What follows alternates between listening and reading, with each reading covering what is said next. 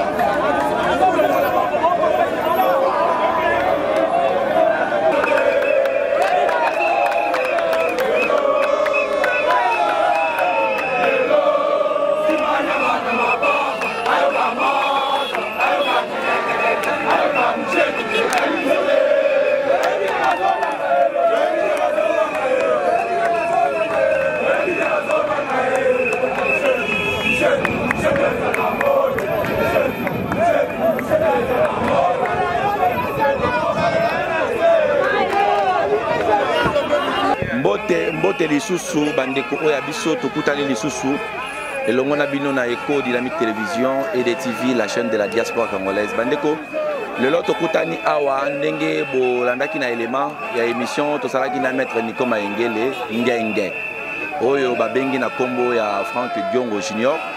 Lelo ezali mokolo oyo ndinga lakaki biso ke Frank Diongo bakotika ye mbote na bakinwa nyonso bakoya koyamba Frank Diongo lobby na cadre de la libération nae après procès en révision na Cour suprême de justice. Nde toye awa na Cour suprême de justice boko mona simananga ebele ya bilenge ebele ya bato balali ebele ya bato baye ko tala lolenge nini bakotika Frank Diongo shamba engebene na maloba ya mwana mboka Nico Mayengele.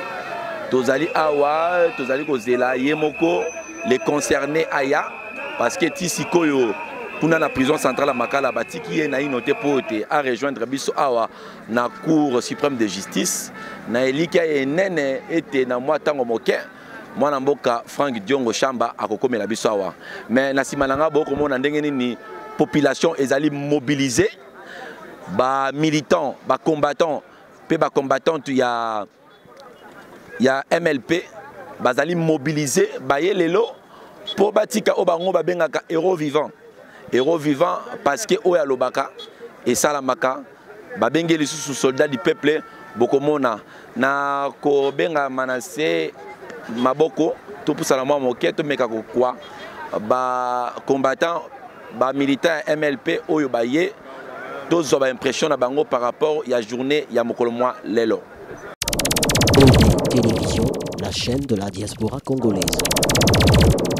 Vous savez qu'en matière pénale, lorsque quelqu'un est condamné comme auteur intellectuel, il doit y avoir des auteurs matériels. Or, pour le cas précis de Frank Diongo, il a été condamné comme auteur intellectuel des infractions de l'arrestation arbitraire, de la détention illégale suivie des tortures. Je dis bien auteur intellectuel. Mais où est l'auteur matériel? Où sont les auteurs matériels? Si Frank Diongo a eu l'idée, il a donné le commandement, je ne sais pas à qui, pour aller arrêter les 3 gardes républicaines. Mais ces personnes qui ont arrêté la garde républicaine, on doit les connaître. Jusqu'à ce jour, il n'y a pas des auteurs matériels des infractions pour lesquelles Frank Diongo a été condamné. Or, c'est ce que nous disons, on a oyo et pour canité, parce qu'il n'y a pas de ressemblance. On doit acquitter Frank Diongo. Et deuxième moyen pour acquitter Frank Diongo, Frank Diongo a été condamné dans les mêmes circonstances de temps et de lieu avec les 15 militants, les vaillants combattants du MLP, qui ont été acquittés. Aujourd'hui, leur jugement est coulé en force des choses jugées. Ils ont été condamnés, les 7 autres, pour quelle prévention? Coups et blessures volontaires, simple enlèvement. Mais si c'est eux qui étaient les auteurs matériels de l'infraction pour laquelle Frank Diongo avait été condamné, et allaient aussi être condamnés pour arrestation arbitraire, détention illégale suivie de tortures. Mais les 15 autres ont été 7 acquittés, 8 condamnés pour coups et blessures volontaires. Qui a mis en action la pensée de Frank Diongo d'arrêter et de détenir les gardes républicaines?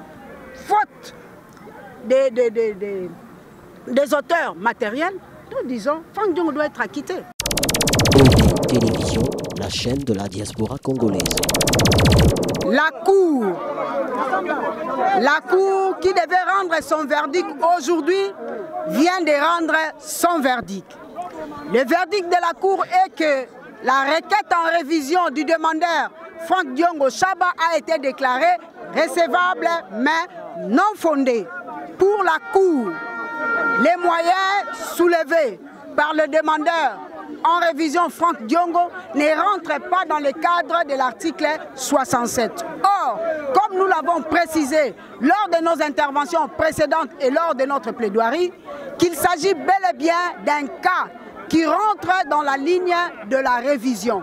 Et puisque la Cour vient de déclarer non fondée l'action mue par le demandeur en révision Frank Diongo Chaba, nous avons compris qu'il y a la main noire de l'État Moïni qui continue à inféoder la justice, à instrumentaliser la justice. Mais nous n'allons pas baisser les bras, la lutte continue, nous allons continuer dans notre lutte et que nous voulons qu'il y ait un changement dans ces pays parce qu'il n'y a que la justice et seule la justice élève une nation. Je vous remercie. Et voilà, Bandeko Balandi à Eco Dynamique Télévision.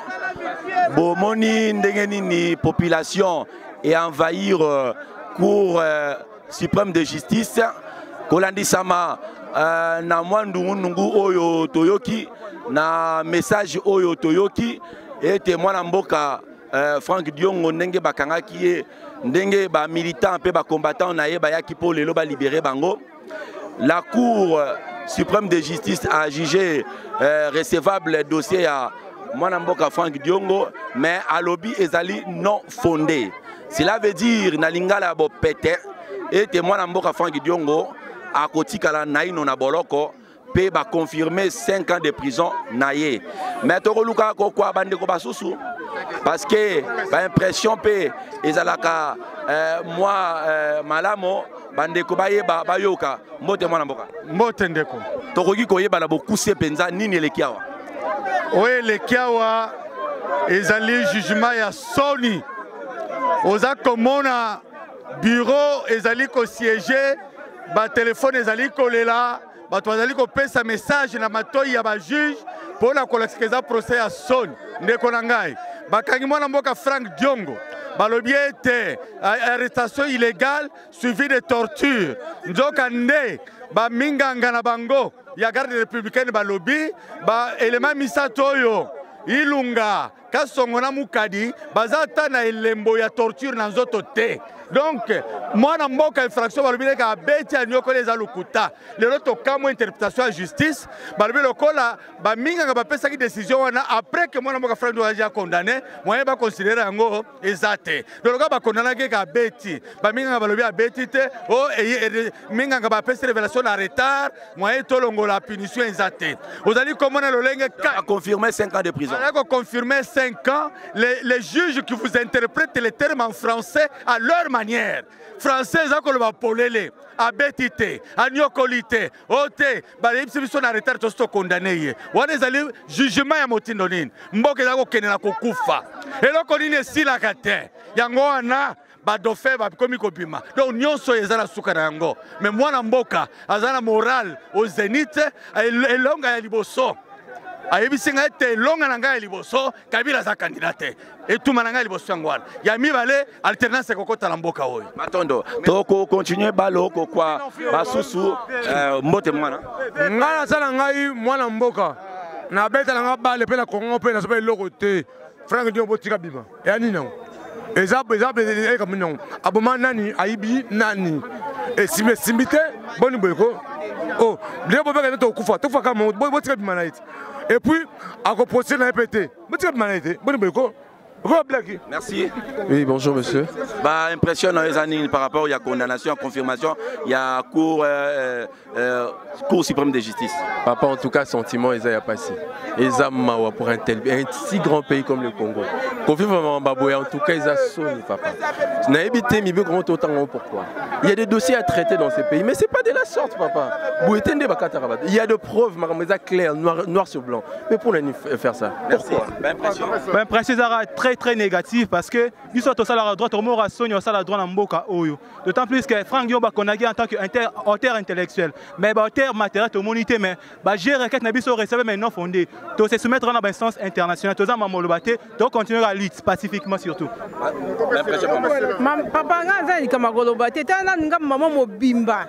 Naza ko ya tangu nyo surtout pour la Franck Dion. Franck Dion a essayé de mon côté. Batika mutabi ma po justice na biso mes akakito côté. Mutasa ya loko mon côté. Abomi pe mututa yibi mututa zu mosi ya mututé. Bakoko otika ete. Instrumentalisation de la justice congolaise est au boyango. Toutes choses à son commencement et à sa fin. Vraiment, biso toza desi na arrêt ya justice na biso na malobo ba pesi biso ya tika ko beta mutute atika ko sala mabete mais pour le moment ba rendre ba maintenir kaka décision na bango ya 5 ans mais ba yeba ke zambe wa azali kolo a tracher en fait un jour to kutana ba confirmer 5 ans ya prison ya mwana mboka Franck Diongo ba impression les années. Bon papa eza ya ko intonité pour nga personnellement na yeba que c'est passé bongo. Justice c'est zaté, justice nyonso eza derrière poche ya mutu moko to yebi yango. Mais ba juge quel que soit justice na biso faut ba yeba que non Kabila zaka simple mutu o akokende azaki asima ba o fonction ya l'état akokende lobby ndenge asiliso na akokende lobby to kotika na yo. Toko vivre na yo lisusu kana ba possibilité on a parce que o ba osala na Kabila mutu azo ya wana te a ordonner yo osala mais yo il faut tala o yo sala ki na omboka pesi yo salela yango est-ce que makambo ba osala neza normal o yo ko juger ba makambo wana par rapport à ni to yeba ki ke osuka ka bongo objectif na bango ezali maintenir Franck Diongo plus longtemps possible na prison parce que pour makambo évoluer normalement selon calcul na bango libanda azo empêcher bango c'est ce qui est clair.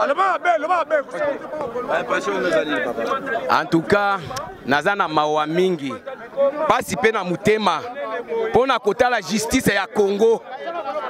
Na Congo justice ezate parce que justice est comme ya Kabila. Nde motazo pesa ba injonction. Okende na seni. Yende motazo pesa. Okende wapi. Ce qui fait Congo yango ekomi kaka ya mutu moko. Justice ezate.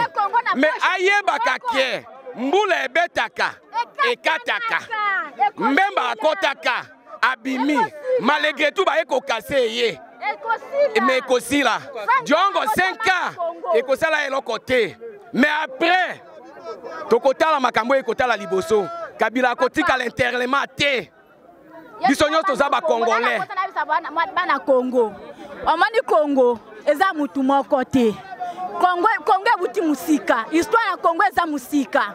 Baza gouvernement bazui bacha na poche na bango. Baza Franck Diongo bavandi seka na prison 5 ans. Impression na yo par rapport à 5 ans. Oui, toza dessus na oyezo salema. Mboko eza ya mutu moko te obia batumi balé. Eza ya batu nyonso. Toza sûr que Nzambe azali au moins Nzambe azate. Basala oyo nyonso bango balingi bazwa biso donc nete le lobo ya lobby boya ba preuve boye na yango médical eza eyaki na retard bango bazali suna moya ko sala te eye na retard nde nini soki même eye na retard eye na retard nde nini donc ba résultat wana euti Londres ou bien euti France ou bien ba résultat ezaka kawa na Congo Kinshasa basala oyo nyonso balingi toza na problème te basala oyo nyonso tolingi toza d'accord basala ekosila. Vraiment, j'ai beaucoup de regrets de constater que, mon frère, j'ai beaucoup de regrets de constater qu'il n'y a pas une justice dans ces pays.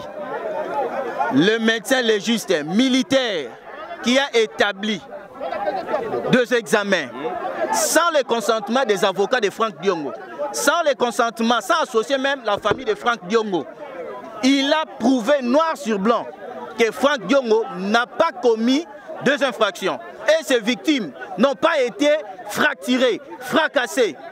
On a mené les preuves tangibles par les médecins militaires devant la cour. Mais chose étonnante, la cour juge que les preuves ne sont pas fondées.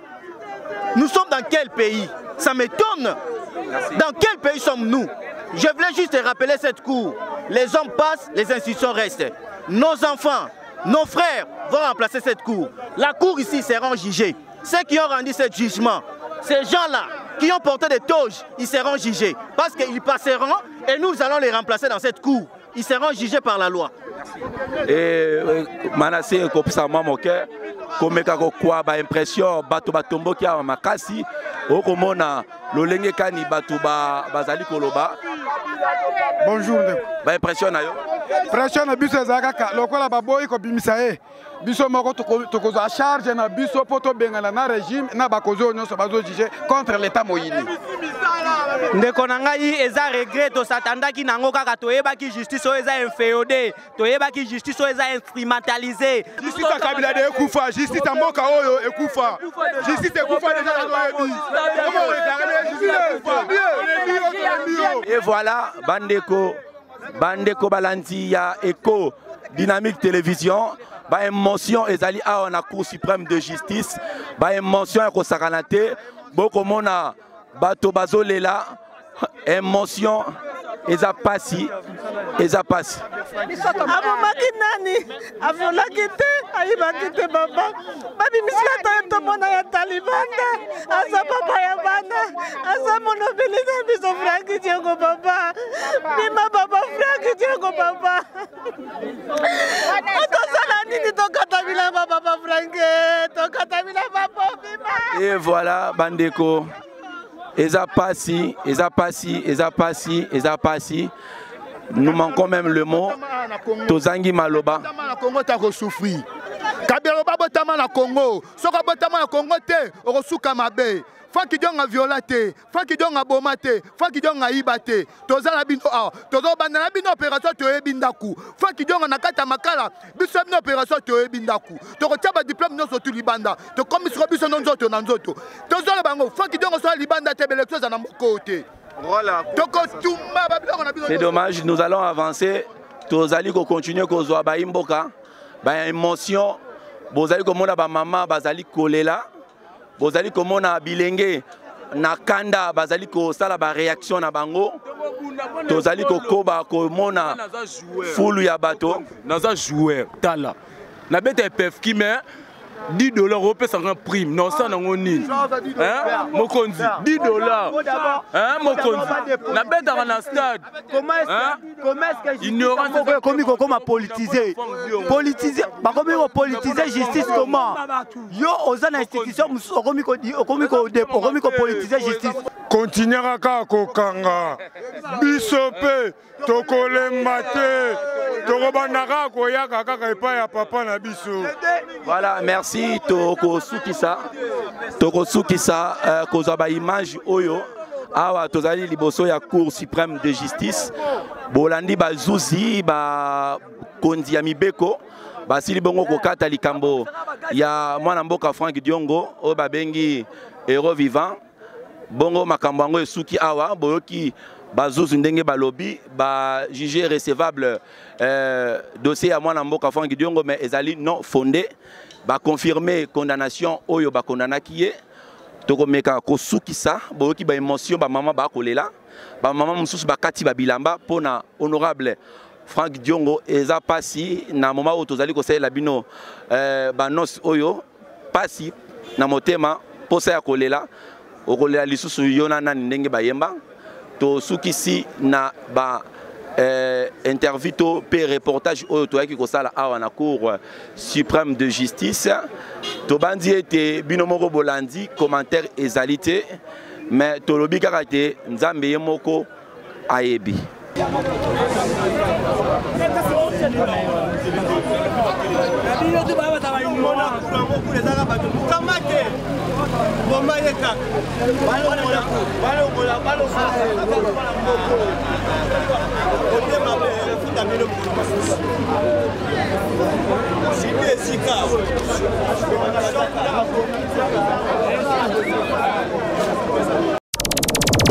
Télévision, la chaîne de la diaspora congolaise.